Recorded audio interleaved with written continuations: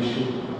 É um prazer estar com os irmãos hoje nesta manhã do Dia do Senhor e falar sobre temas tão importantes que os irmãos já têm visto alguns pastores, alguns irmãos falarem. E hoje, creio eu, não diferente dos temas que os irmãos têm aprendido até agora. É um tema muito importante. Nós temos, na verdade, dois temas, dois assuntos que nós tentaremos tratar em duas partes. Claro que eles dois estavam ligados um ao outro em algum momento, mas nós trabalhamos sobre a importância do culto familiar, do culto doméstico, e em seguida nós veremos algo também a respeito da criança no culto solene, a presença da criança no culto solene. Eu convido os irmãos a abrirem a escritura, o livro de Josué, capítulo de número 24. Josué 24. Nós vamos ler os versículos 14 e 15. Josué 24, 14 e 15.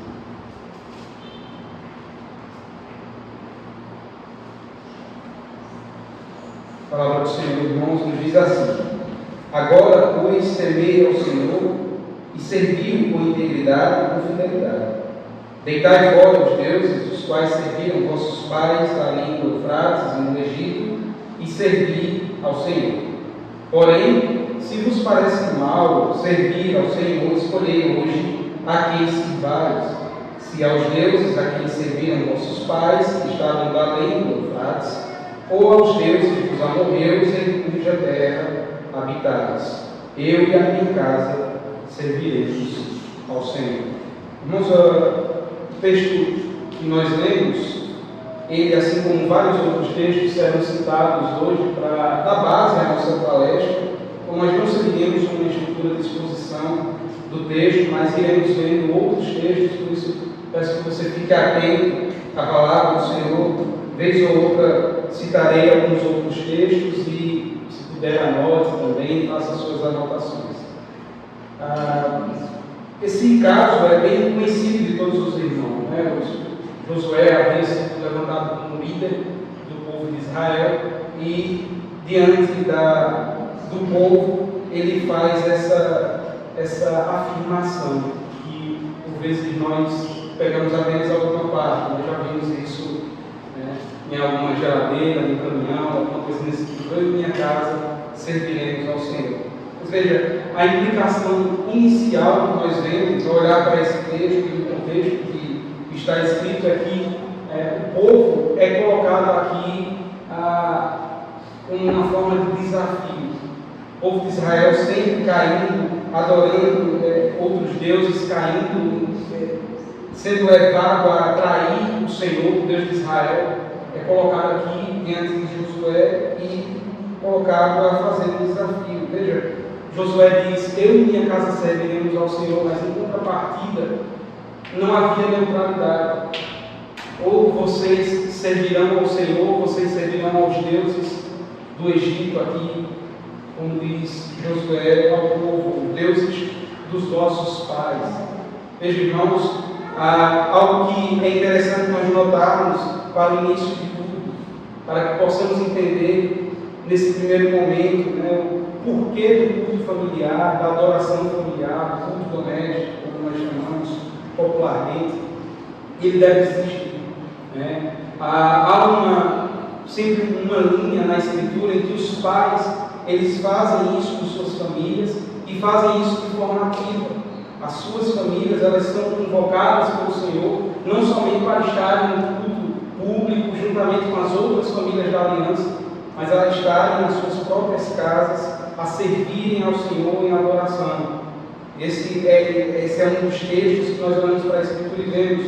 E veja, quando nós não fazemos isso de forma ativa, quando a adoração no lar não é presente, não significa que não há adoração no lar.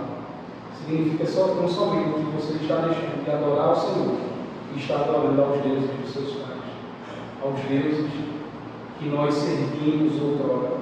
Veja, porque os ímpios fazem isso. É assim que eles fazem. Eles não fazem culto nenhum nas suas casas. Eles não se reúnem em volta da mesa para aprenderem da palavra do Senhor.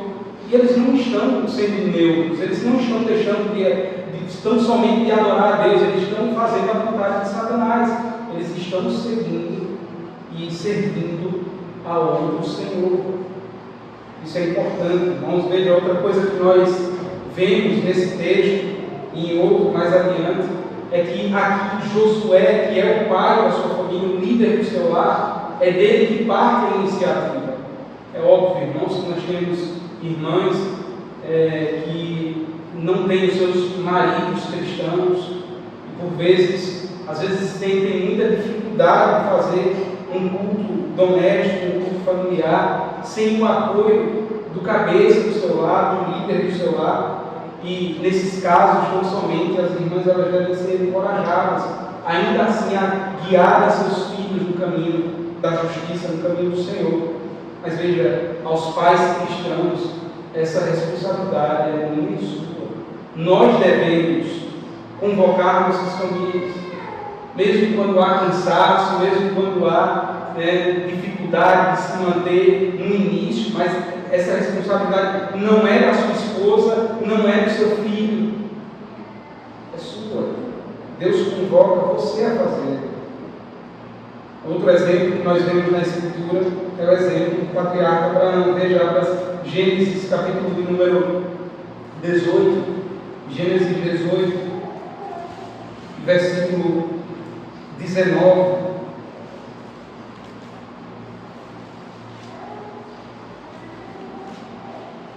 Gênesis 18, 19, o Senhor diz: porque eu o escolhi, se referindo a Abraão, para que ordene a seus filhos e a sua casa depois dele, a fim de que guardem o caminho do Senhor e pratiquem a justiça e o juízo, para que o Senhor faça vir sobre Abraão o que tem falado ao seu respeito. Mais uma vez, a palavra do Senhor nos mostra que o direcionamento aqui é feito pelo líder, pelo pai do seu lar, pelo pai da família, como nós chamamos. Ele não apenas instruía os seus filhos, como nós vamos ver em Deuteronômio 6, que deve ser feito, o pai instruía os seus filhos, mas ele instruía os seus filhos na forma da adoração. Ele ensinava seus filhos como deveria adorar o Senhor. E é tanto que os seus filhos, a sua descendência, ela passa a adorar ao Senhor pelos ensinos, pelo constante ensino que Abraão tinha pela sua família. E um terceiro exemplo, irmãos, já no Novo Testamento, abra, por favor, 2 Timóteo, 2 carta de Paulo a Timóteo, capítulo de número 3, e versículo 15.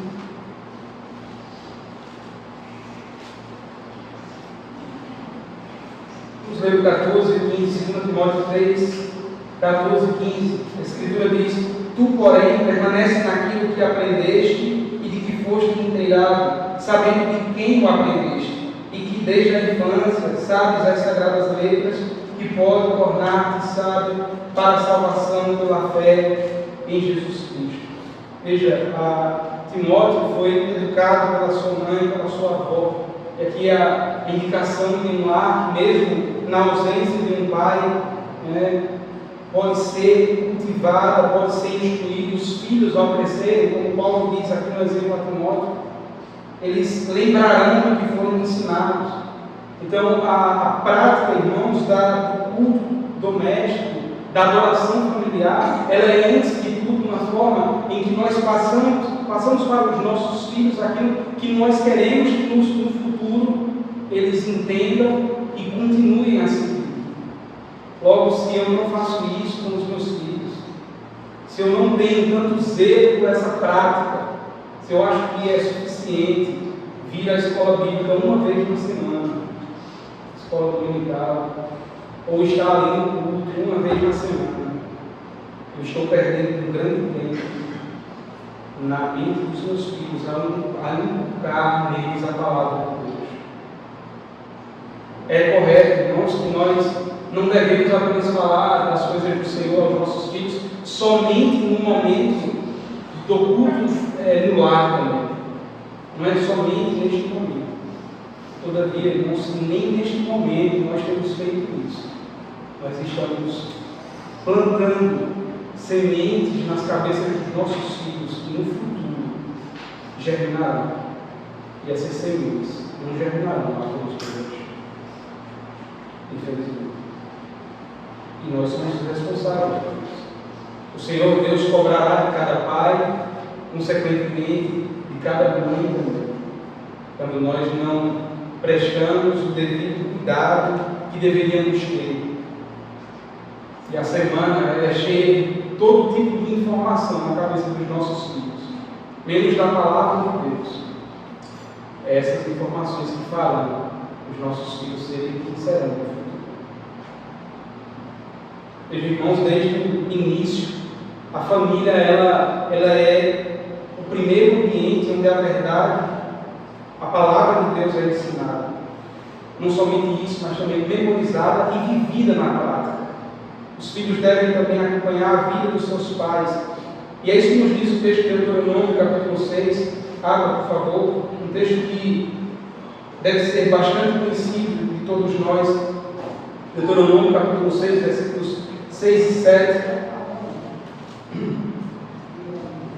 Deuteronômio 6 e 7, a palavra do Senhor diz: estas palavras que hoje te ordeno estarão no teu coração, primeiramente. E diz ainda: tu as inculcarás a teus filhos, e delas falarás assentado em tua casa, andando pelo caminho, ao deitar, ao levantar.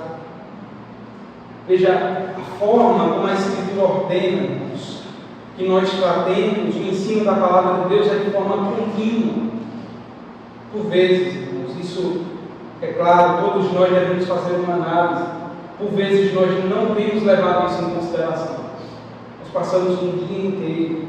E veja, nós trouxemos nossos filhos aqui à frente, quando oferecemos eles ao batismo e demos a eles o sinal da aliança, fizemos um juramento. Eles não fizeram, mas nós pais fizemos um juramento. E se você não lembra, eu recordarei a você que o juramento foi ensinar seu filho a ler a palavra de Deus, mas não somente isso, orar com ele e por ele. Nós temos feito isso. Nós temos levantado, orado com os nossos filhos, deitado antes de dormir, orado com eles. Ah, mas ele é muito novo, ele não entende. Nós vamos já chegar nessa parte que ele não entende. Mas eu gostaria de dizer antes que ele entenderá sim. Ele entende e ele seguirá o exemplo. Ele seguirá os primeiros passos que ele dará, será a imitação. Não nos enganemos, os nossos filhos, eles nos imitam. Eles olham para o nosso modelo e fazem aquilo que fazemos, os seus primeiros passos. Dessa forma, o culto familiar, ele é, sem dúvida, irmãos, um dos grandes, eu diria, motores para a reforma espiritual dentro das igrejas. Porque quando uma família ela vai mal espiritualmente, consequentemente a igreja vai dar mal. Porque a igreja é formada pelas famílias da aliança, pela grande família do Senhor, que é formada por várias famílias.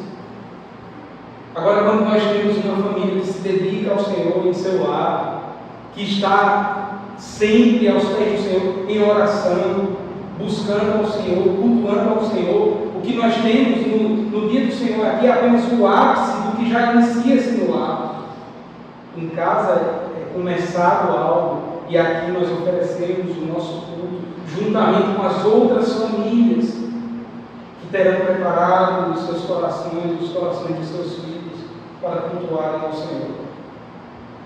Às vezes nós criticamos muito, nós nos colocamos numa posição de crítica, quanto à forma como nós recebemos ou cultuamos a Deus, e nós achamos que essa frieza, que por vezes nós vemos nos outros, mas nunca olhamos para ver se ela está em nós e na nossa família, ela começa no nosso lar. Quando nós negligenciamos aquilo que a Escritura nos ordena fazer. Se nós praticarmos esse culto familiar, irmãos, nós temos deixado, sem dúvida, um legado para os nossos filhos. Mas veja que coisa impressionante. Não somente para os nossos filhos, mas para os nossos netos. Porque muito provavelmente os seus filhos passaram a mesma coisa para os filhos deles. E com a graça de Deus para os outros filhos. E veja a sequência que isso se dará. Do contrário, também é verdade. O teólogo Adalto Pinto falou sobre isso. Disse que a negligência desse dever pode levar a sérias consequências espirituais, enquanto a prática constante edifica gerações inteiras. Veja, de alguma forma, nós, pais desta nossa geração, deixaremos um legado de maus cristãos ou de bons cristãos. Cabe a nós vermos qual desses dois caminhos nós seguiremos. Tendo visto, irmãos, que a palavra de Deus nos ordena adorar em família, no nosso lar, muitos de nós temos dúvida de como fazer isso. E às vezes nós queremos pegar o mesmo culto que nós temos na nossa igreja, culto solene, e às vezes queremos levar o mesmo culto para a nossa casa, passarmos ali 1 hora e meia. Né? Ou às vezes nós não temos uma direção de como fazer, nós somente oramos ou somente lemos a Escritura. Como nós deveríamos? Qual a instrução a respeito disso? Primeiro, é importante saber que a leitura da Escritura ela deve ser algo central, assim como é um culto solene. Nós devemos ler a palavra do Senhor. Nós devemos ler para os nossos filhos, mesmo quando eles são pequenos, que nós consideramos que eles não entendem as palavras ainda. Mas também devemos incentivar e ler com os nossos filhos maiores, ler com eles, para eles. E para isso nós devemos organizar, fazer algum tipo de organização. Podemos ler textos, e a depender do tamanho da criança, e aqui alguns momentos eu citarei alguns exemplos de como nós fazemos. Lá em casa, vocês sabem, o Carlos tem 3 anos, e quando as crianças são bem pequenas, os pais aqui, crianças bem pequenas, sabem, que existe uma dificuldade tanto em você se prolongar muito, quanto ler muito, sem estar interagindo com a criança. Então, às vezes não é tão interessante ler um capítulo inteiro da Bíblia, uma sequência disso, quando você ainda tem filhos nessa faixa etária. Então, você lê ali um texto-chave, mas siga sempre uma sequência disso. Tentemos fazer sempre uma sequência. Existem alguns materiais interessantes, embora não traduzidos ainda. Tem um material que eu estava vendo do Joel Bill, não sei se o Marcelo conhece, que é um guia para o culto familiar. E nesse guia ele trata em 2 parágrafos cada capítulo da Bíblia. É um material muito bom que, se fosse, quando chegasse a traduzir, eu espero que logo, estiver ao nosso alcance, seria algo muito interessante. Porque a forma como ele coloca, ele vai colocando, o primeiro capítulo fala da criação. Então, nós temos feito lá em casa, por exemplo, falar com o Carlos sobre, lemos o primeiro versículo, no princípio criou Deus os céus e a terra, no primeiro capítulo, ou o versículo-chave daquele texto. E aí eu tenho lido esses 2 parágrafos, vamos usar como base, e aí lá no livro ele vai tratar sobre a nova criação, ele fala sobre a antiga criação e aplica a Cristo a nova criação. De forma um pouco mais trabalhada, mas aí você, o pai, ele tem o dever de fazer isso. Por isso, pais, mais uma vez, nós não devemos nos acomodar achando que nós, por não sabermos algo, não sermos tão estudiosos, esse deve ser o padrão da nossa vida. Ao contrário, se você não sabe, busca aprender. Mas eu não tenho tempo. Arrume. A responsabilidade é sua de ensinar no lar. aos seus filhos e à sua esposa. A falta de tempo, irmãos, não é uma desculpa. Nos nossos dias nós temos tempo. Veja, já falei disso em uma outra pregação. Quando nós vemos o tempo de tela que gastamos durante o dia, é uma coisa absurda com redes sociais. Se você dedicar 30 minutos do tempo que você gasta com telas para estudar a palavra de Deus, para levar isso aos seus filhos, não fará diferença nenhuma no sentido de cansaço. Você diminui de 30 minutos, acrescenta 30 minutos de estudo diário, e você estará crescendo para ensinar o seu lar. Então existem formas de se fazer isso. Quando são os filhos maiores, então você já começa a introduzir a participação, a leitura bíblica continuada é importante. Os filhos que já sabem ler podem participar juntos, fazer de forma alternada a leitura. Quando já são um pouco maiores, podem até começar a discutir o texto, a falar o que acham do texto. Não precisa ser um formato de sermão, somente o pai falando em casa, mas a ideia é que os filhos eles possam aprender também colocando as suas dúvidas. Quando os pais não sabem, eles devem procurar, mas ainda assim, se ficar dúvida, procura os presbíteros. E eles ajudarão os presbíteros, o pastor local, eles ajudarão vocês. É importante que tenhamos isso presente no nosso culto. De forma bem prática, irmãos, este culto, quando a criança é bem pequena, ele não deve passar de 10 minutos. O culto completo. Quando nós fazemos isso, a impaciência começa, e assim, os pais aqui de crianças pequenas sabem que nem sempre, não é todo dia que a criança quer sentar e participar. Tem dias que o Carlos vai lá pegar a Bíblia e já senta. O culto, ele lembra, ele lembra o culto, o café da manhã. Eu sempre digo outra coisa importante, é sempre fazer no mesmo horário, para se criar uma rotina. Então, após o café, Carlos já sabe, já é o culto já vai. Agora tem dias que ele não quer fazer, né? E a gente tem que colocar e sentá-lo lá para que não se perca isso. No dia seguinte ele já vai estar melhor. Assim, né? Então, além disso, da palavra de Deus ser ensinada, nós devemos lembrar de algo também, sabe, irmãos? A seriedade e a reverência com que nós tratamos a palavra de Deus. Lembra, eu falei aqui no início, que os nossos filhos sempre nos imitarão.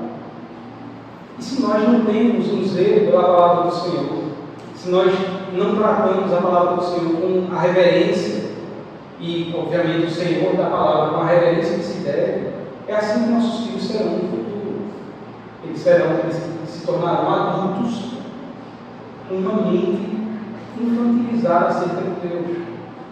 Por isso, irmãos, por mais que você ache que é exagero da minha parte dizer que não deveríamos usar termos como papai do céu, isso fará com que seu filho cresça e tenha uma imagem do Senhor que é todo reverente, diferente do que a Escritura ensina. Deus, Ele é o Senhor, Yahvé, Deus das Escrituras, terrível, bondoso, sim, todo bondade, porém, deve ser reverenciado por crianças e adultos da mesma forma. Nós vamos ver alguns textos aqui que mostravam um ajuntamento solene com o povo de Deus, e lá estavam presentes as crianças de peito, que mamavam. E Deus não aparecia de uma forma ao povo e de outra forma a essas crianças. Deus aparecia com a sua glória a ambos. Por isso as crianças viam, quando viam o poder de Deus, eles viam a glória do Deus da Escritura. Eles não viam a glória de um Deus papai do céu, ou algo desse paizinho, ou coisa desse tipo. Por isso, irmãos, tenhamos cuidado quando usamos termos como esse. É o Senhor, é Deus, é o Senhor, Criador. Mais uma vez digo, você pode achar até exagero, mas se fizermos isso, as crianças saberão que estão diante de um Deus que deve ser honrado, e não de um qualquer, um camarada delas. Quando tratarmos sobre a doutrina, sobre o ensino às crianças, ao lar, no culto familiar, devemos ser sempre afetuosos com os nossos filhos. Ensinarmos o culto familiar também no momento, para que nós estejamos corrigindo os erros que, por acaso, apareçam durante aquele dia ou o dia anterior, quando há uma desobediência, quando há alguma mentira, pecados que devem ser tratados também de forma amorosa. Não me refiro a quando acontece, os irmãos muito provavelmente já tiveram aqui alguma palestra, terão, sobre a disciplina dos filhos. Eu falo quando acontece, mas mesmo depois de ter acontecido. O momento do culto é o momento de reforçar. E não somente, irmãos, os da criança. Veja, nós sempre olhamos para os pecados que nossos filhos cometem, mas muitas vezes nós cometemos pecados que são visíveis aos nossos filhos. Uma discussão entre os pais, uma forma errada de falar, de lidar com o seu filho, quando não deveria ter feito. E este também é um momento de orar ao Senhor, de mostrar a Ele que o papai errou, para que ele possa, como exemplo, aprender também que todas as vezes que erra, ele precisa se arrepender. E ainda a respeito disso, irmãos, existe a questão do desejo da criança. Né? Muitos de nós poderemos dizer, olha, mas meus filhos ou meu filho, eu não consigo levá-lo à mesa para fazer o culto. De fato, quando a criança ela cresce um pouco mais, tudo isso fica muito difícil. Isso já é um ponto que nós vamos tratar daqui a pouco a respeito do culto solene, a participação das crianças no culto. Quando a criança vai crescendo, ela vai se enchendo de desejos, os pecados eles vão aflorando. Isso é natural. Natural para a nossa natureza caída, obviamente. Por isso que é importante a criança, mesmo quando não entende nada, ela já está sentada à mesa para o culto. Porque ela vai observando aquilo e vai criando uma rotina na sua mente. Os professores que estão aqui sabem disso. É necessário que você, que tem filhos que ainda não sabem nem falar, inicie, se não iniciou, a prática do culto domiciliar, do culto doméstico, para que quando você queira fazer isso, você não enfrente tanta rigidez da parte dos seus filhos, tanta dificuldade de fazê-los a sentar à mesa com vocês para o culto. Como eu disse, mantenha um horário, um dia e um horário fixo, né? Sempre ali após uma refeição, seria o ideal, porque já faria a criança lembrar do que vem depois daquela refeição. Mas também é interessante se manter um único local, para que a criança ela possa, pela imitação e pela rotina, saber que aquilo ali é o local onde a sua família se reúne para adorar a Deus, em casa. E por mais que isso pareça, irmãos, para alguns firme demais, é necessário que mesmo quando as crianças não queiram, é necessário que se acalmem as crianças e coloquem à mesa para que cultuem junto com a família. É difícil, irmãos.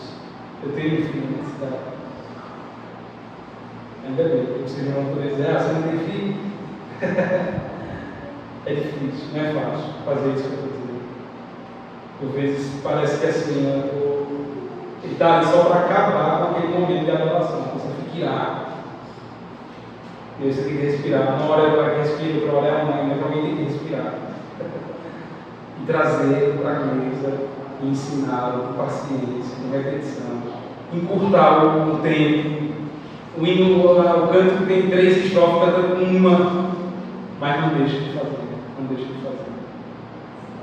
É importante ter um culto familiar, uma oração também. Assim como nós temos. Os elementos são bem parecidos. O que vai mudar é a duração e a direção, eu diria. tempo de uma oração, quando as crianças, lembrando, irmãos, isso aqui que eu estou dizendo a vocês, são para crianças pequenas. Quando você tem crianças maiores, que já entendem, que já estão acostumadas, você vai ter outro tipo de postura. As crianças que já estão acostumadas ao culto, elas participarão com você do culto. E de alguma forma será muito mais, às vezes, interessante. Porque quando está ali, ela se sente participativa e não somente um ouvinte. Quando a criança é bem pequena, o único foco, às vezes, é você fazer a repetir o versículo, a memorização. É uma coisa que nós temos usado também no culto, tentar memorizar um versículo, passar a semana inteira naquele versículo. Isso tem surtido efeito e isso faz ela participar também. Mas quando cresce, você já traz a criança para perto. A criança já sabe ler, então hoje você já lê o texto, o papai vai explicar, ou a mamãe vai explicar com o segundo pai, ou vice-versa. E no momento da oração não pode ser diferente. As orações não devem ser longas, mas devem ter a estrutura da oração. Porque dessa forma seus filhos aprenderão também. Nós não podemos fazer uma oração que não há confissão de pecados. E a estrutura é aquela mesma que nós vemos na oração dominical, na oração do Senhor.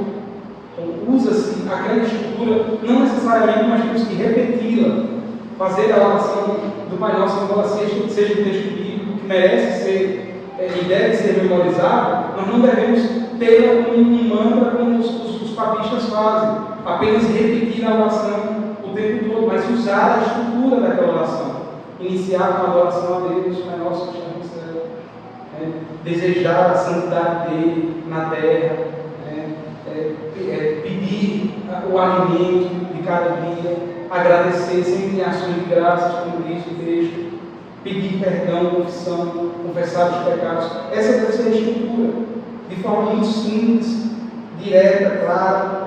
Ao mesmo tempo também deve-se ter ali um tempo, ainda que breve, para orar por todos. É interessante isso, porque Carlos, quando chega nessa parte, nós dizemos, de forma geral, não oramos especificamente, a não ser que tenha um período específico. A gente diz, Senhor, abençoa os nossos amigos. Aí ele abre o olho assim, os amigos pequenininhos também. De fato, porque isso vai fazendo com que ele entenda que a oração tem essas partes. Ele tem que agradecer, mas ele tem que pedir pelos amigos, ainda pelos pequenininhos, pelos grandes. Vai sabendo, ele vai aprendendo tudo isso. E a última parte que deve se ter também, pode-se usar, que é a parte da música, também presente no culto doméstico, pode ser usada aqui no salmo, que além de tudo, além de ser algo teologicamente sadio, que ensinará a criança, você estará contribuindo para que ela memorize a Escritura. Então, você passa a semana inteira entoando um salmo, seja esses que a gente já sabe aqui, mas tem um site, o Salmo do Dia, que você pode buscar lá, tem basicamente todos os salmos já musicalizados. Você pode ter as letras lá, se você liga lá no YouTube, você vai conseguir, quando o pai não sabe tocar o instrumento, e vai fazendo ali memorizar. Mas também é importante ter músicas, ainda que infantis, que sejam bíblicas. E aqui tem algumas sugestões, como Cantando o Catecismo, não sei se vocês já conhecem, que às vezes a gente fica só lá sei lá, diante do trono, para a criança, não sei o que, ali embaixo. Irmãos, sinceramente, perca tempo com isso não, perca tempo dos seus filhos com isso. Porque embora assim, são músicas que vão falar ali de temas infantis, a teologia que importa, que vai fazê-las aprender do Senhor é muito fraca, muito rasa. E eu creio que você não quer isso para os seus filhos. Tem músicas com a mesma qualidade, com melodias atrativas para crianças, que você pode estar indo atrás, Cantando Catecismo é uma delas, tem a Ednésia Moraes. Depois, se você quiser, posso passar junto para eles alguns desses cantores, desses grupos, para que você possa estar cantando com seus filhos em casa, na hora do culto também. Bom, irmãos, para encerrar essa primeira parte, eu gostaria apenas de ler aqui um testemunho que o pastor Joel Bick conta em um dos seus livros a respeito de um homem chamado John Patton. Diz assim, escute com atenção. John Patton atuou como missionário há mais de um século entre um povo canibal nas ilhas do sul do Pacífico. Esse povo matou e devorou os missionários que vieram antes de Patton, em poucos minutos após sua chegada. Patton enfrentou enormes dificuldades e tristezas, mas perseverou em nome de Cristo. Um dos meios terrenos pelos quais Deus o preparou para os seus trabalhos foi através do seu pai na Escócia. Em anos posteriores, John Patton passou a olhar para trás com imensa gratidão por seu pai. O pai de Patton trabalhava numa loja instalada na própria casa. A família dispunha de um pequeno cômodo que servia como uma espécie de oratório, uma sala de oração. John ficou profundamente marcado pela regular devoção de seu pai à oração nesse ambiente. Ele se recordava, palavras dele, lá diariamente, e muitas vezes ao longo do dia, geralmente após cada refeição, víamos nosso pai se retirar e fechar a porta. E nós, as crianças, chegávamos a entender que ali orações eram derramadas por nós, assim como outrora pelo sumo sacerdote que se encontrava por detrás do véu do lugar altíssimo. As crianças, os filhos, por vezes, podiam ouvir a voz de seu pai, repleta de emoção, intercedendo por elas diante do trono da graça.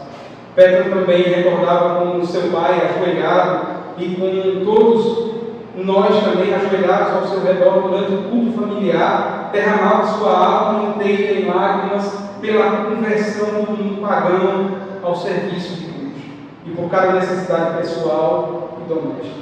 Sentíamos então como se estivéssemos na presença do Salvador, aprendendo a conhecê-lo e amá-lo como nosso amigo divino. Quando John Patton deixou sua casa para ir a Glasgow estudar teologia e praticar o evangelismo lá na cidade, teve que caminhar 40 milhas até chegar a uma estação de trem. Seu pai o acompanhou nas primeiras 6 milhas. Durante esse trecho, conversaram sobre o Senhor e seu pai lhe ofereceu conselhos. Depois, na última meia milha, caminharam em silêncio.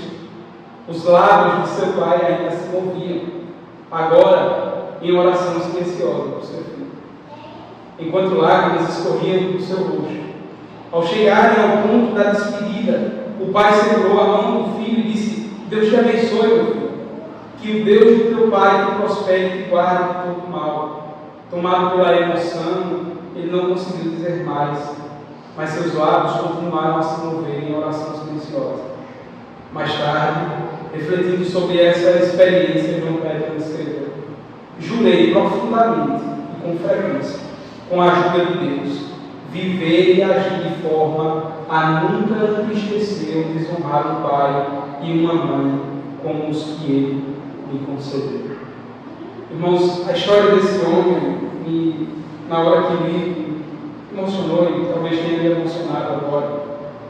Mas isso nos faz perceber como nós somos responsáveis por esse momento na vida dos nossos filhos.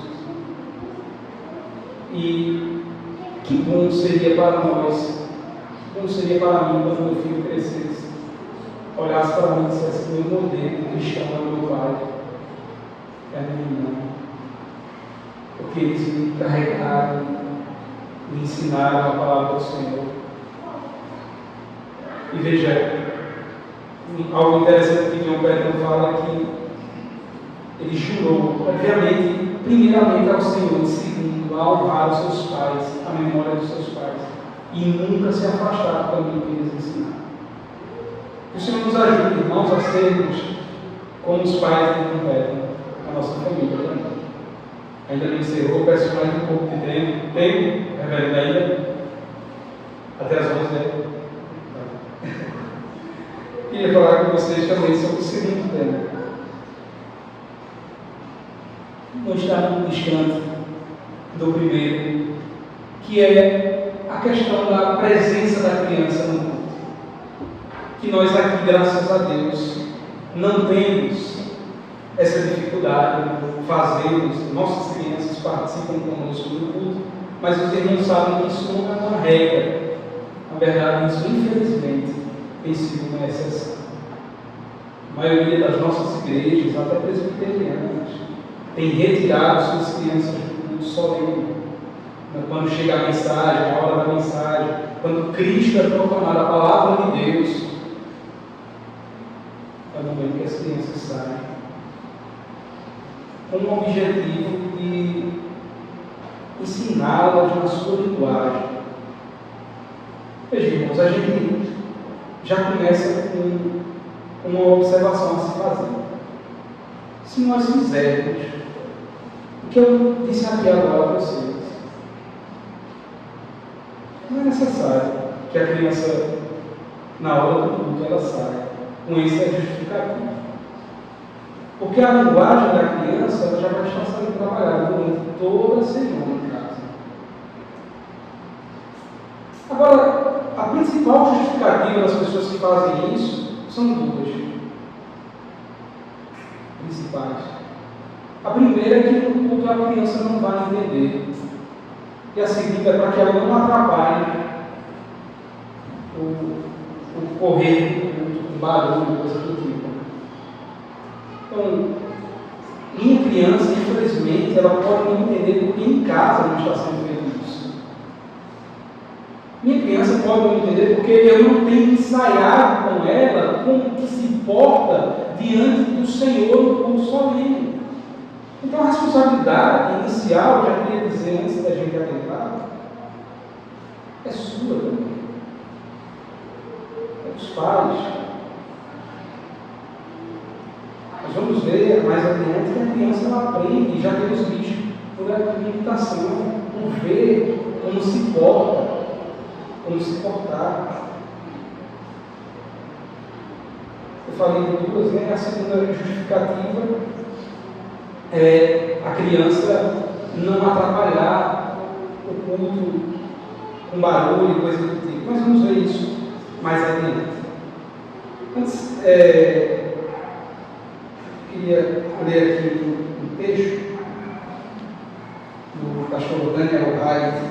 É um livro interessante, o Versário do Espírito Santo, que os irmãos podem procurar. Versário do Espírito Santo, acolhendo as crianças no culto. Daniel Hyde, se você quiser depois tiver interesse em ler mais sobre o assunto. Veja, ele vai fazer uma citação interessante no livro, né, a respeito do surgimento desse culto à parte. A igreja cristã, isso não faz parte historicamente da igreja cristã. Nunca na história, em quase 2000 anos de igreja, a gente teve essa divisão, a não ser de cerca de 200 anos, que a gente vai entender, e do culto especificamente muito mais recente. Aí veja, cerca de 200 anos atrás, esse movimento do Robert Hines, que é o que a gente conhece hoje como a escola dominical. Um movimento que foi muito interessante em Gloucester, na Inglaterra. Qual era o interesse de Hines? Era ensinar crianças pobres a ler. A escola dominical, quando surge, ela não surge nessa intenção de ensinar sobre a Bíblia às crianças. Por quê? Porque o entendimento é que as crianças estavam no culto e nas famílias sendo ensinadas. Se nós temos, irmãos, veja, se nós tivéssemos isso acontecendo da forma como se deveria, da forma como é bíblica, as famílias adorando no lar, ensinando seus filhos, não seria necessário a gente ter um tempo na igreja para a linguagem da criança. É tanto que isso não surge no início quando Robert Hines cria a escola dominical. O interesse dele era ensinar crianças pobres que não sabiam ler a ler. Então elas iam no dia do Senhor, né? Se não me engano, ele era congregacional, e aprendiam a lei ali. E por meio, obviamente, da leitura, aquelas crianças, elas eram evangelizadas. O intuito dele era esse também, era evangelizar essas crianças. Mas veja, com o passar do tempo, a educação ela vai mudando, né? Eu falo da educação, eu falo das propostas pedagógicas, os professores aí vão entender. E muda-se também a abordagem das crianças. Cada dia a gente entende, hoje não mais, porque eu acho que já chegou a um ponto que esse conceito de aprendizado está tão bagunçado que a gente, quando eu paguei uma carteira na licenciatura uns anos atrás, tinha uma disciplina que eu não lembro o nome lá, que dizia que a proposta era a gente dar uma aula de 6 minutos, porque os 20 minutos anteriores, né, me parece que é 20 minutos, que eles dizem que um indivíduo pode prestar atenção. Os irmãos já estão aqui há quase 50 já, então essa falhou, né? Vamos observar os irmãos para fazer o teste. Mas eles dizem que, menos do que isso, o indivíduo só consegue ficar 6 minutos prestando atenção. Nessa época, a gente teve que preparar uma aula em 6 minutos. Imagina. Então, como a educação vai mudando com o passar do tempo, isso também vai influenciando. Infelizmente, a igreja deixou de se influenciar por estes conceitos. Então, de forma geral, irmãos, o que nós temos com a criação desse cultinho na linguagem da criança nada mais é do que a influência externa da educação na igreja.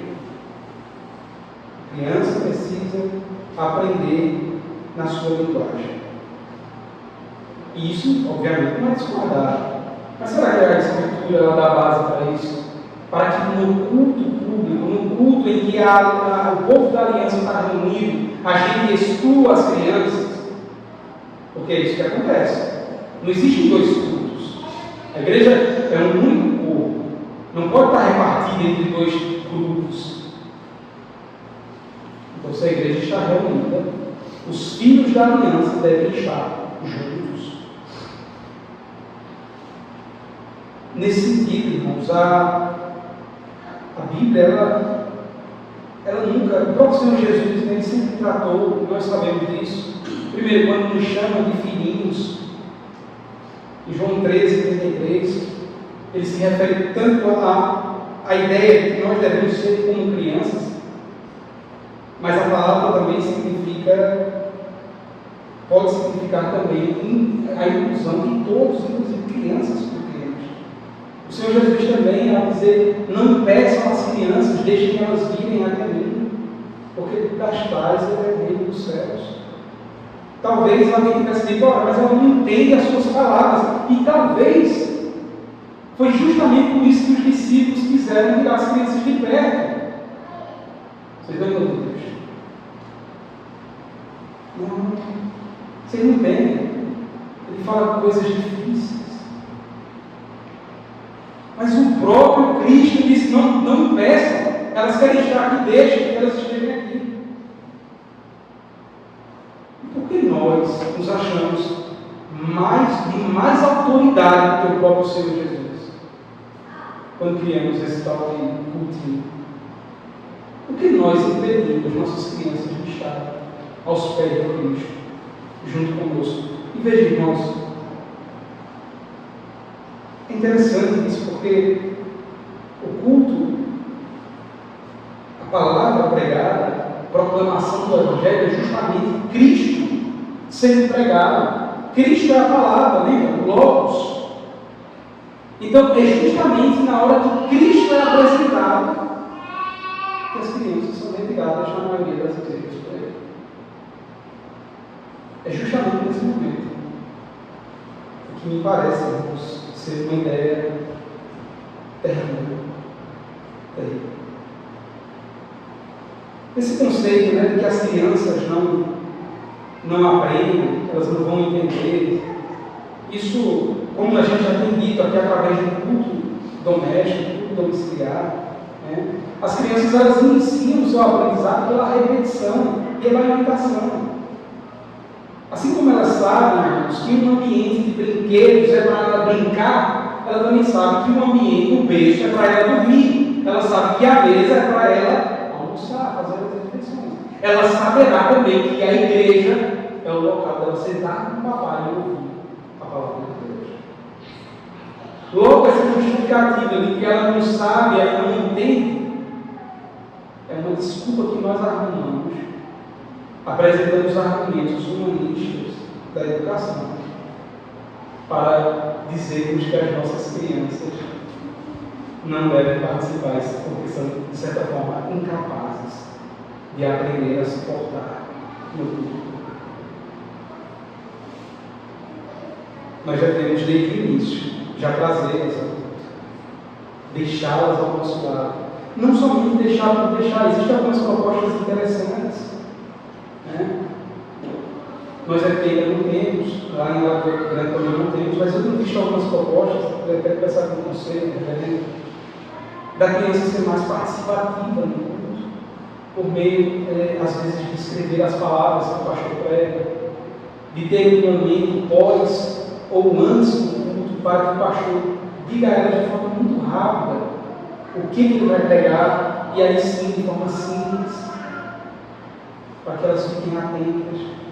Existem propostas interessantes, mas ainda assim, mantenham elas junto dos seus pais na adoração do culto solene. Veja, irmãos, às vezes é entendível que algumas igrejas, elas tirem as crianças do culto. Elas tiram. Mas eu não consigo entender porque uma igreja presbiteriana e talvez você diga por quê? Qual a diferença? Porque tem uma ordem? Sim, porque tem uma ordem da Escritura. E porque nós somos aliancistas.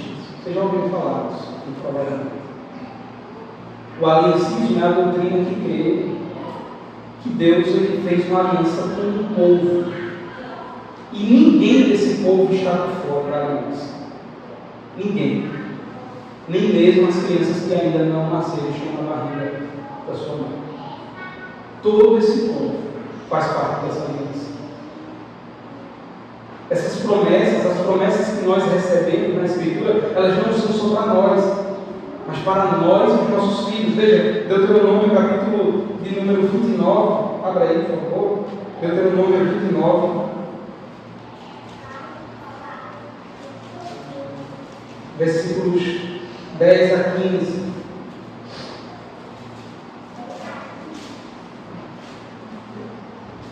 Olha o que diz o texto.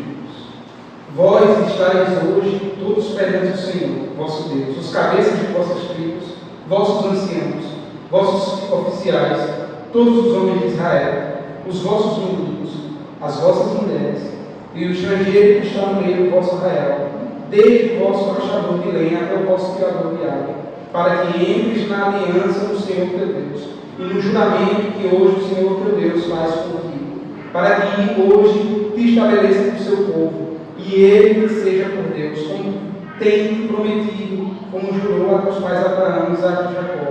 Não é somente convosco que faço esta aliança e esse juramento, porém com aquele que hoje aqui está conosco, perante o Senhor nosso Deus, e também com aquele que não está aqui hoje conosco, ou seja, aqueles que ainda vivem. A aliança, ela é para você, os meninos, você viu aqui quando são as crianças. Ninguém poderia estar de fora na convocação do Senhor. E aí a gente vai, obviamente, levantar a questão, mas isso é no Antigo Testamento. Irmãos, o Senhor deixou de se revelar. O Deus que nós temos não se revela no culto. Esta não é a Assembleia solene que o povo de Deus do Antigo Testamento se reunia. E hoje nós damos continuidade. Não é a mesma Assembleia solene. E por que naquela época tinha a obrigatoriedade das crianças estarem presentes e hoje a gente se acha no direito de tirá-las? Por que nós fazemos isso? Os presbiterianos batizam suas crianças porque entendem que ela faz parte desta criança. A criança ela não é filho de crente. Ela é parte do povo de Deus. Assim como uma criança é circuncidada no Antigo Testamento, ao 8º dia, e ela é introduzida porque sua família era judia, era do povo de Deus. Os nossos filhos são introduzidos na aliança por meio do sinal da água caindo sobre suas cabeças. Por esse motivo, irmãos, as crianças elas têm as mesmas bênçãos que nós temos. Elas estão presentes no mesmo culto. Cristo é manifestado a elas também, aos seus corações. E veja, além de tudo, nós ainda reduzimos o poder de Deus ao simples aprendizado intelectual, porque nós achamos que as crianças somente serão atingidas pelo Espírito Santo quando tiverem o entendimento das palavras, quando a Escritura nos mostra que o Espírito age nos seus corações. As bênçãos de Cristo são derramadas sobre o povo da igreja, sobre o povo da aliança. Nesse sentido, irmãos, as crianças estando no momento santo, no culto, elas também estão sendo atingidas pela bênção do Senhor. Quando eu aspiro, veja que maldade, irmãos, eu faço com as crianças, eu aspiro das bênçãos que são derramadas sobre mim, sobre a minha família.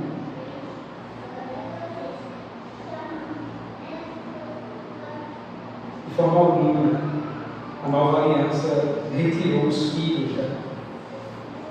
Nós temos vários exemplos sobre crianças que estão juntos, 2 Crônicas 23, Josué 35, Joel 2:15. Vários textos, não vamos ver. E depois o Senhor Jesus confirma isso, não as passagens, das tais ao reino dos céus. Mais uma vez, assim como o culto domiciliar, o culto doméstico, é responsabilidade dos pais, e o culto solene ele seria o ápice desse ensaio que é feito durante a semana. O culto solene também é de responsabilidade dos pais.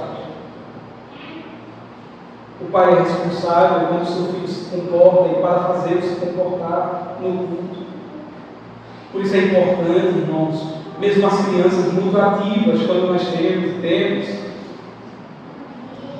que quando a criança está muito agitada, se saia um pouco para fora, acalme a criança, mas retorne, não se entristeça. Ao mesmo tempo, os irmãos que não têm filhos, não se incomodem, são os filhos da aliança que estão entre nós.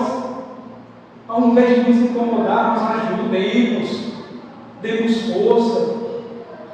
Por vezes as mães se entristecem, eu já vi relatos disso, porque irmãos fazem caras e bocas, porque a criança chorou.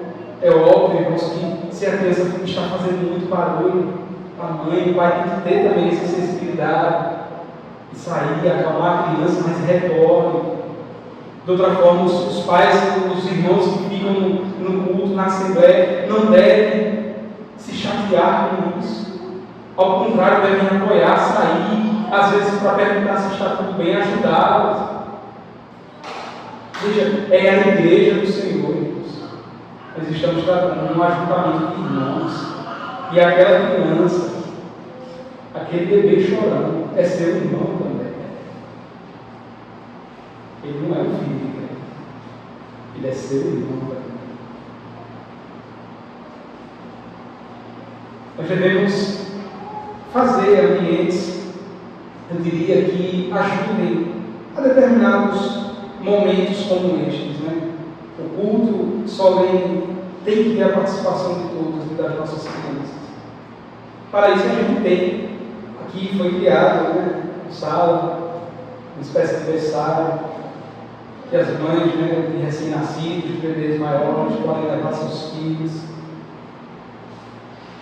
A gente, graças a Deus, lá também fez uma divisória que vai servir também como berçário.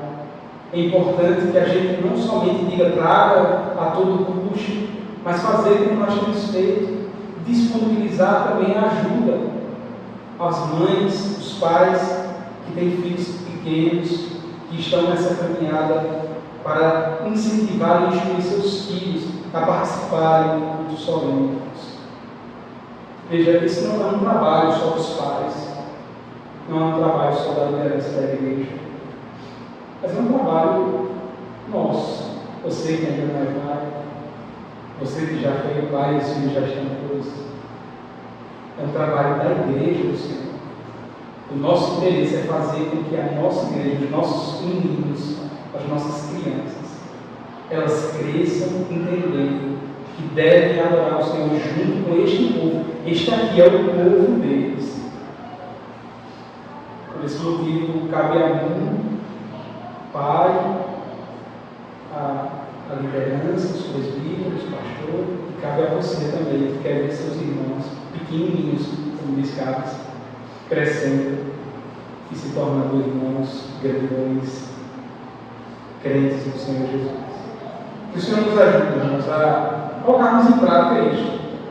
De nada adianta nós ouvirmos tudo isso e amanhã você pare e arrumar um tempo para fazer o culto familiar da sua família. Nada adianta domingo à noite você não trazer seu filho porque ele está muito choroso. Nada adianta. Foi o tempo perdido, você vai achar melhor. Mas que o Senhor nos dê graça e ajude na caminhada cristã. Vamos orar ao Senhor. Santíssimo Deus, nós louvamos a Ti por este momento. E agradecemos por estarmos unidos nesta manhã, aprendendo, Deus, aquilo que Tua palavra tem nos ensinado.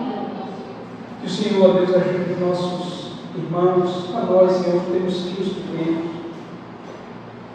Ajude os pais, os líderes dos lares, os cabeças, a cultuarem o Senhor de forma familiar, não negligenciando isso, embora o cansaço, Senhor, e outras atividades do dia a dia tentarem levar isso para longe. Não deixe, Senhor, que a Tua igreja, os homens da Tua casa sejam negligentes. Senhor Deus, nós pedimos que o Senhor nos ajude, que o Teu Santo Espírito ilumine as nossas crianças. Que o Teu Santo Espírito Ele faça com que as crianças aprendam pela imitação e quando chegarem à idade da razão, escutem o Teu Evangelho e creiam para a glória de Ti, Senhor. Esse é o nosso desejo. Faz crescer, Senhor, a Tua igreja, aqui em Bahia. A glória em nome de Jesus.